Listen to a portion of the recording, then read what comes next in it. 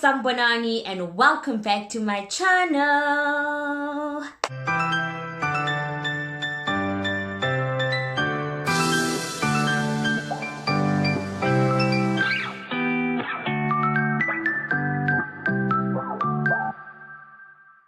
My name is K2, all the way from South Africa, currently living in Korea.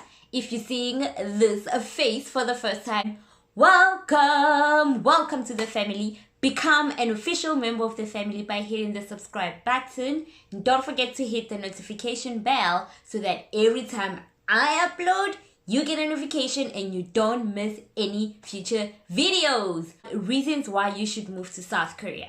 If you have any questions whatsoever, please do not hesitate to comment in the comment section. Ask whatever you need to ask, or you can also head off to my Instagram, DM the girl will respond to you, the girl responds, the girl tries to help. Why am I referring to myself as a third person? But nonetheless, if you want to chit chat and ask any questions whatsoever, or if you just want to check out my life in South Korea, head off to my Instagram. I am K2Tiara and I'm also K2Tiara on Twitter. You can also go through my channel, guys, for other videos. I've uploaded videos about how to become an au pair in America, how to become a teacher in South Korea, like how you qualify, what you need, which agency to use, how to go about applying. I've uploaded interview questions for the program that I'm with, questions and answers, and so many other videos on my channel. Just go through the channel. You can also head off to the description box where I will leave some links to other videos that I have. Okay, so today I will be talking to you about reasons why you should move to South Korea. Alright, so currently, where do you live right now? Like, where are you situated? Okay, hear me out. There are 7 countries that Korea hires from, and it is, of course, South Africa, it is Canada, it is Australia, Ireland, UK, what else? America, and New Zealand. So those are the 7 countries that you need to come from. You need to come from one of those 7 countries. And if you are from one of those 7 countries, answer the following questions. Why have you not moved to Korea yet? Do you have a minimum of an associate's degree?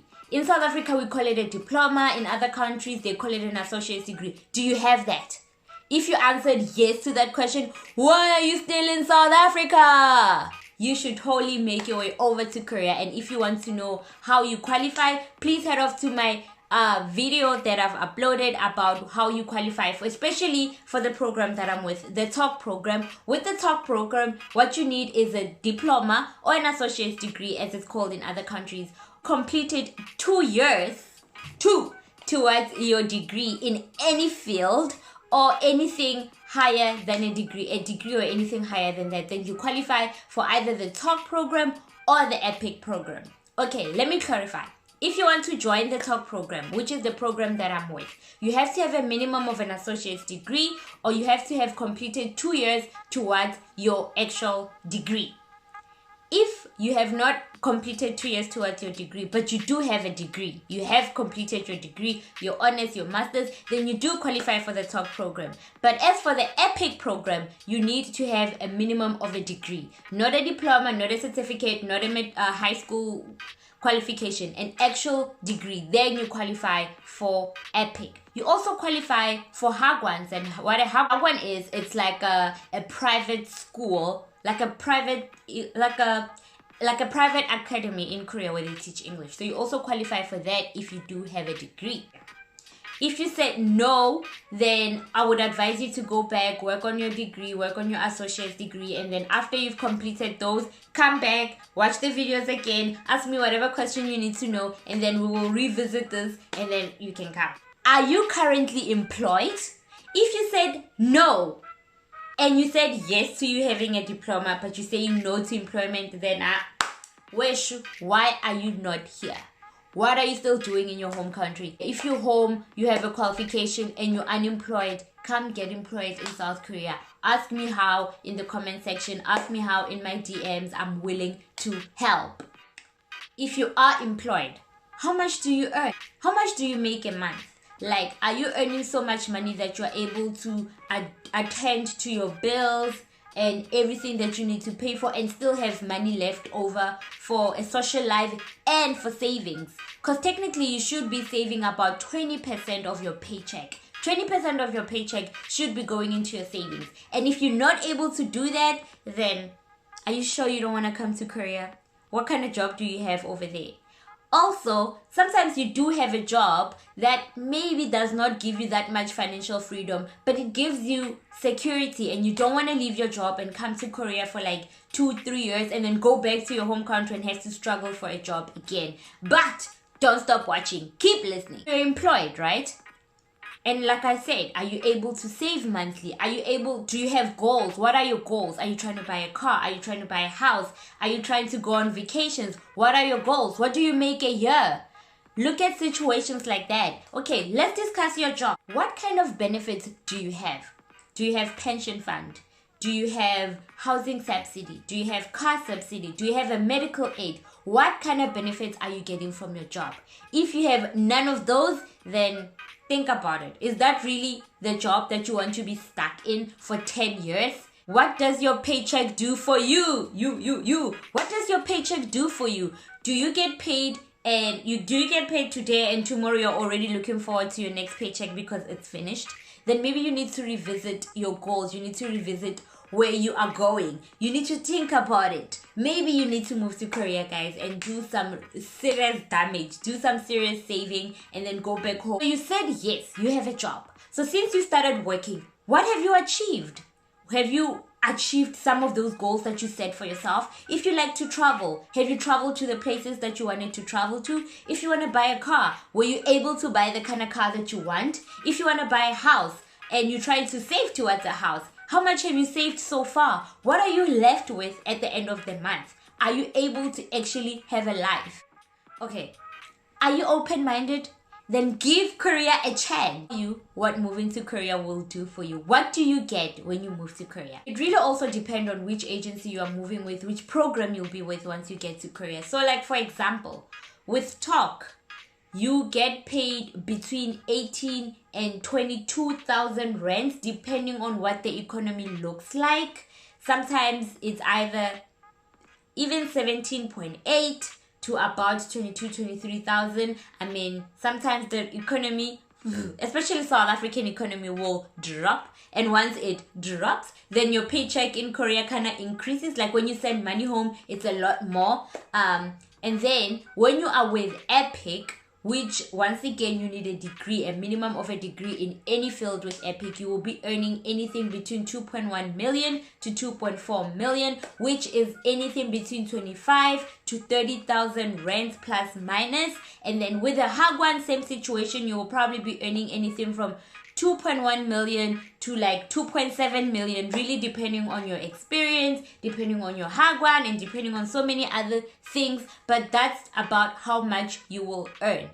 What's cool about, you could be earning the same amount of money back at home in SA or in Ireland or whatever other country you live in.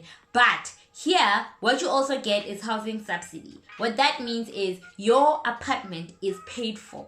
Every month, you do not pay a cent towards your apartment. Your school will pay for your apartment. But if you feel like you do not like the apartment you live in, and then you want something maybe better, maybe flashier, or whatever the case may be, you can go look for that apartment. Nobody will hold you back. And then your school will give you between 300 to 400,000 Korean won. And then if your apartment, for example, costs 700, then you're just gonna have to add the difference and then pay for it. But otherwise, your school will look for an apartment for you. They'll pay it. You do not pay anything towards your accommodation.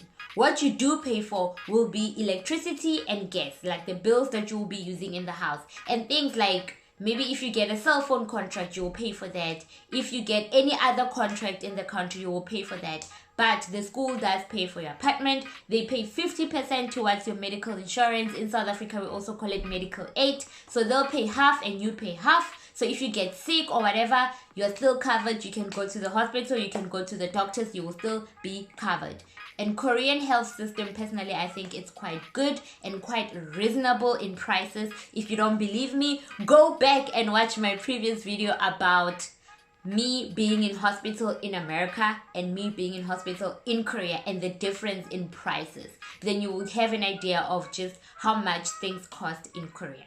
Another wonderful thing about Korea is the safety. It is so safe in this country. I mean, I have friends who have lost cell phones and got them back, who have lost wallets and found their wallets. Not just that, but they found all the money that they left in that wallet and so many other things. You know, people lose things, people find things. Sometimes, of course, you will be unfortunate. You will lose something and you won't find it.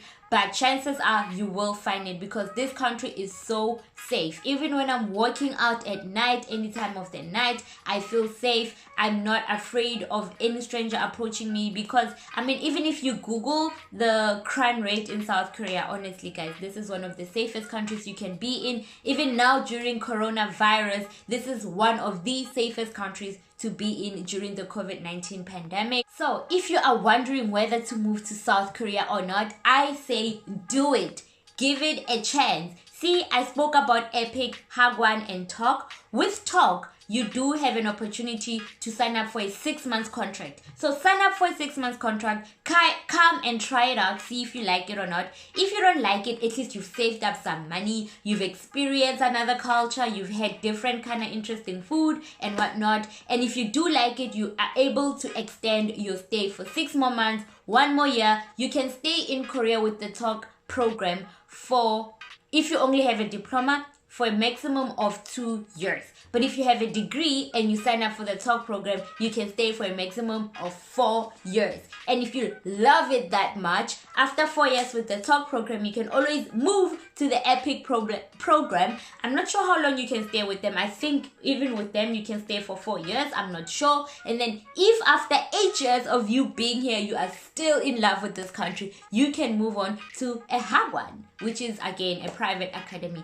There are people who came here thinking they're coming just for a year. They ended up staying for 10 years, 20 years. People don't leave because this country is so, it's cool. I mean, not everyone will agree with me. Some people will think this country sucks for whatever reasons. But personally, a lot of people that I've met here decide to stay longer and longer and longer. Reason why you should move to South Korea, if you are a lover of all things travel, then you should definitely take the opportunity because you are in Asia, you are close to so many other Asian countries. There's Thailand, there's Bali, there's Singapore, there's Vietnam, there's Taiwan, Taipei, there is India. There are just so many countries that you can visit while you are here in South Korea during your teaching experience. So you can scratch off those dream destinations that you've been trying to visit all this time. So yeah, if you're trying to move to South Korea but you are unsure and you have questions,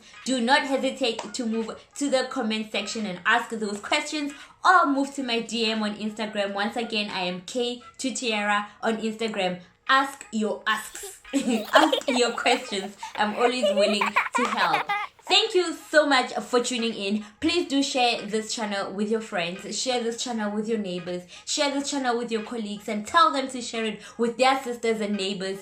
And let's not be stingy with information. This is the channel that hooks you up with information. So let's not be stingy. Let's share the channel. Let's share the information. Let's spread the love. Once again, thank you for tuning in. I'll see you next time. It's all love from me to you.